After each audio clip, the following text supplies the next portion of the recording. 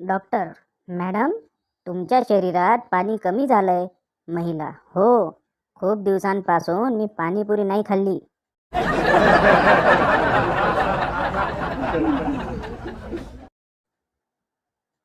काल जरा वाईटच वाटलं. घरी वरण केलं असेल म्हणून बाहेरून बिर्याणी खाऊन आलो आणि घरी येऊन बघतो तर घरी पण नॉनव्हेज.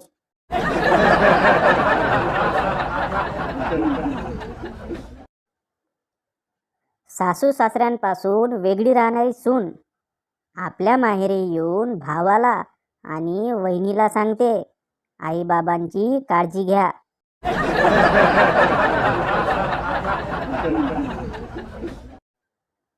भीती काय असते ती त्या लोकांना विचारा, जी मोबाईल लॉक ना करता घरीच विसरून आले.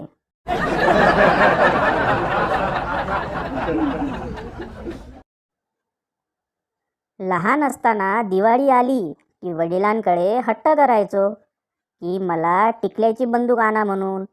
तेव्हा वडील म्हणायचे, घेऊ रे बाळा, तू अजून जरा मोठा हो.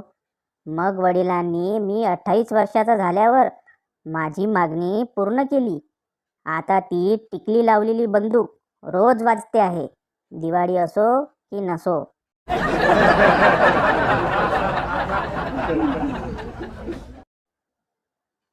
जन्या, तुला बायकोने घरातून बाहेर का काढलं? म्हण्या: मित्रा, तुझ्या सांगण्यावरून. तिला चैन गिफ्ट दिली होती म्हणून काढलं.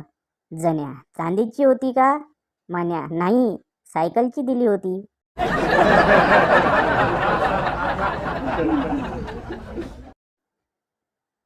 बायको: अहो, ऐकलत का? तुमचा मित्र लग्न करतोय म्हणे. ज्या मुलीशी तो लग्न करणार आहे ती चांगली नाही. तुमच्या मित्राचं जीवन बर्बाद होईल.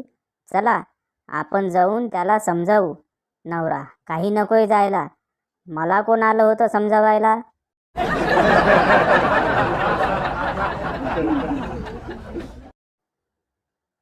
गणपतीला 2 बायका असतात, रिद्धी आणि सिद्धी. सामान्य माणसाला एकच बायको असते, ती पण जिद्दी.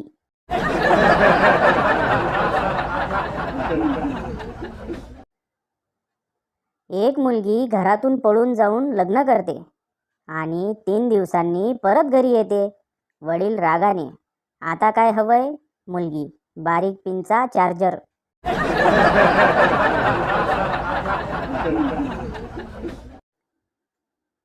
वर्गात म्हणीचा तास चालू होता. गुरुजी: मुलांनो, ही म्हण पूर्ण करा. घरोघरी म्हण्या, व्हॉट्सॲपवर पोरी. गुरुजींनी चुलीतच जीव दिला.